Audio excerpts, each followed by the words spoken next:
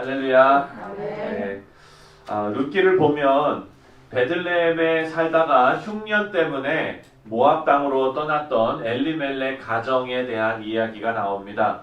엘리멜렉이 죽고 두 아들 기럇과 말론도 죽었습니다. 이제 시어머니와 두 며느리만 남은 그런 상황이 되었습니다. 막막한 상황입니다. 그래서 시어머니가 이 시어머니 나오미가 며느리에게 친정으로 돌아가라 라고 말합니다. 며느리들 중에서 룻은 친정으로 돌아가지 않고 시어머니에게 이렇게 말합니다. 16절과 17절입니다. 제가 읽겠습니다. 룻이 이르되 내게 어머니를 떠나며 어머니를 따르지 말고 돌아가라 강권하지 마옵소서. 어머니께서 가시는 곳에 나도 가고 어머니께서 머무시는 곳에서 나도 머물겠나이다. 어머니의 백성이 나의 백성이 되고 어머니의 하나님이 나의 하나님이 되시리니 어머니께서 죽으시는 곳에서 나도 죽어 거기 묻힐 것이라. 만일 내가 죽는 일 외에 어머니를 떠나면 여호와께서 내게 벌을 내리시고 더 내리시기를 원하나이다 하는지라. 사랑하는 성도님들, 이 이야기를 우리가 한국 정서로 읽으면 어떻습니까? 출가 외인. 이제 친정을 떠나서 시댁에 왔으니까 시어머니하고도 내가 아주 그냥 극진하게 모시겠습니다. 이런 정서로 우리가 이거를 읽으면 아멘 이러고 그냥 넘어갈 수가 있거든요. 그런데 여러분 여기에서 우리가 일단 나중에 가서 하나님의 은혜에 대한 이야기도 나오고 여러 가지 신학적인 그런 이야기도 나오지만 오늘 현실적으로 우리의 피부에 와닿는 한 가지 교훈을 우리가 같이 생각했으면 좋겠습니다. 우리 한번 따라해 보겠습니다. 감동을 주는 삶. 우리가 감동을 주는 삶을 살았으면 좋겠습니다. 먼저 시어머니 입장에서 남편도 잃고 두 아들도 잃었습니다. 그 마음이 오죽했을까요? 시어머니 입장에서 며느리들보다는 그래도 남편 아닙니까? 그래도 아들들 아닙니까? 그런데 자기가 의지하고 사랑하고 정말 아꼈던 모든 남편과 두 아들이 다 떠났습니다. 죽었습니다.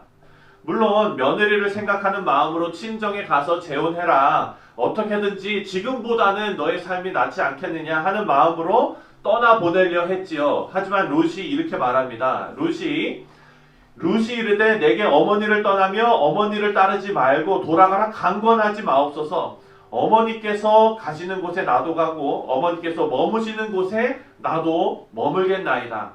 나오미는 자신이 의지하던 것을 다 떠나보내고 그런데 룻은 어머니가 머무시는 곳에 나도 머물겠다라고 강권하고 있는 거예요. 이 말이 여러분 생각해 보시면 나오미에게 얼마나 큰 위로가 되고 감동이 되었을까라는 생각을 해봅니다. 여러분 말에는 힘이 있어요. 아멘. 우리가 참 이런 감동을 주는 말, 어제도 우리가 생각했지만 감사하면 감사하다고 이야기하는 말, 사랑하면 사랑한다고 이야기하는 말, 이 말에는 여러분 힘이 있습니다. 이렇게 시어머니하고 같이 살겠다라고 말하는 이 룻의 그 말은요 단순한 말이 아니었습니다. 룻은 시어머니 나오미를 진정으로 사랑한 것입니다. 진심이 거기 묻어난 것입니다. 나오미를 사랑했기 때문에 자신의 어떤 미래와 유익과 이런 것을 기꺼이 포기하고 그리고 나오미와 함께 하겠다는 결단을 내린 것입니다. 우리 사랑하는 성도님들, 상대방을 위해서 내 유익을 아낌없이 포기할 수 있는 것이 진정한 사랑입니다. 그렇죠? 여러분 우리가 밥을 먹을 때도 아끼는 반찬을 사랑하는 사람에게 이렇게 주는 것이 그게 사랑 아니겠습니까? 다들 안 먹으려고 하는 거를 갖다가 좀 더 먹어 그냥 이렇게 하면은 그게 다 이렇게 되잖아요. 그렇죠? 여러분 생각해 보세요. 그래요. 그런데 이 말씀을 조금 깊이 살펴보면은요 룻이 이런 결정을 하게 된 이유가 있어요. 16절을 다시 한번 읽겠습니다. 16절 다 같이 시작. 룻이 이르되 내게 어머니를 떠나며 어머니를 따르지 말고 돌아가라 강권하지 마옵소서. 어머니께서 가시는 곳에 나도 가고 어머니께서 머무시는 곳에서 나도 머물겠나이다. 여기가 중요합니다. 시작. 어머니의 백성이 나의 백성이 되고 어머니의 하나님이 나의 하나님이 되시리니. 지금 룻이 고백하고 있는데 뭐라고 고백하냐면 어머니의 백성이 나의 백성이 되고 어머니의 하나님이 나의 하나님이 되시리니 라고 말합니다. 지금 룻이 어머니와 함께 머물겠다는 것은요, 단순히 나오미가 불쌍하고 내가 며느리 된 도리를 다 해야 되겠고 뭐 어떤 연민이 있고 이런 것이 전부가 아니라는 거예요. 이것과 더불어서 가장 중요한 이 룻이 자기의 결단을 내릴 수 있게끔 한 가장 중요한 요소가 하나 있는데 그것이 바로 나오미의 신앙이었습니다. 지금 룻의 결심은요, 단순히 나오미하고 같이 살겠다라는 의미가 아니라 나오미의 삶의 방식과 그리고 신앙과 나오미가 모시는 하나님을 자신도 모시겠다라는 결정입니다. 이것은요, 나오미의 신앙이 룻에게 전달이 되었다는 의미이죠. 룻이 나오미를 사랑한 것이 인간적으로 나오미가 룻에게 잘해줘서가 아닙니다. 나오미가 믿고 그리고 나오미가 의지하고 붙잡고 있는 그 하나님, 그리고 하나님으로 인해서 빚어진 나오미의 인격과 삶을 룻이 존경한 거예요. 그것이 룻의 마음을 움직이고 감동시킨 것입니다. 사랑하는 성도님들, 우리도 삶으로 다른 사람들을 감동시키는 그런 우리 모두 되었으면 좋겠습니다. 저런 삶을 나도 살고 싶다 하는 이 룻의 마음이 시어머니를 보면서 들었던 거지요. 나오미의 신앙에 감동을 받아서 나오미가 믿는 하나님이 살아계심을 룻도 이제 알게 된 거예요. 그리고 하나님의 백성이 되기를 간절하게 바란 것입니다. 사랑하는 성도님들, 여기서 중요한 요소가 있습니다. 지금 나오미가 베들레헴에 있을 때 우리가 뒤에 가서도 보겠지만 그 20절 밑으로 보겠지만 베들레헴에 나오미가 엘리멜렉하고 같이 있을 때 어땠습니까? 풍요롭게 있었어요.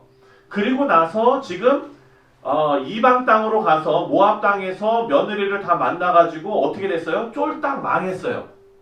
여러분, 시어머니가 아주 풍요로운 가운데서 뭐가 잘 되고 막 이러면 며느리가 야, 시어머니 신앙이 좋으니까 우리 집이 이렇게 잘 되는구나, 이렇게 해서 배울 수 있을 것 같아요. 그런데 지금 상황은 어때요? 반대예요. 반대임에도 불구하고 이 룻은 시어머니의 신앙에 감동을 받은 거예요. 사랑하는 성도님들, 우리가 현실적으로 실장생활에서 그냥 뭐가 잘 되고 막 이런 것이 우리의 신앙을 드러내는 요소가 아니라는 것입니다. 물론 외적으로도 보여지는 하나님의 복이 있을 수 있습니다. 하지만 진정한 하나님께서 함께 하심은요, 상황과 상관없이 우리가 궁핍할 때나 잘 될 때나 하나님의 그 능력과 우리를 붙잡고 계심을 발견할 수 있는 영적인 눈이 뜨여졌을 때 룻 같은 신앙 고백을 할 수 있게 되는 것입니다. 사랑하는 성도님들, 룻은요, 시어머니를 보면서 소망을 발견했습니다. 우리의 전도가 다른 것이 아닙니다. 바로 우리의 삶이 전도가 되는 것입니다.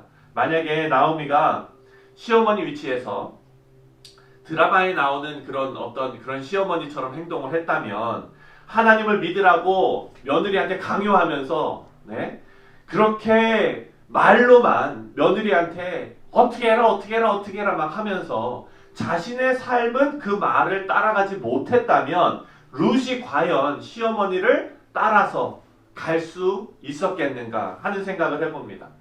룻이 이렇게 자기의 민족과 그리고 자기 풍습을 다 버리고 나오미를 따라서 베들레헴으로 가서 하나님의 백성이 되겠다고 결심한 것, 이것은요, 나오미가 삶을 통해서 신앙적인 감동을 며느리에게 주었기 때문입니다.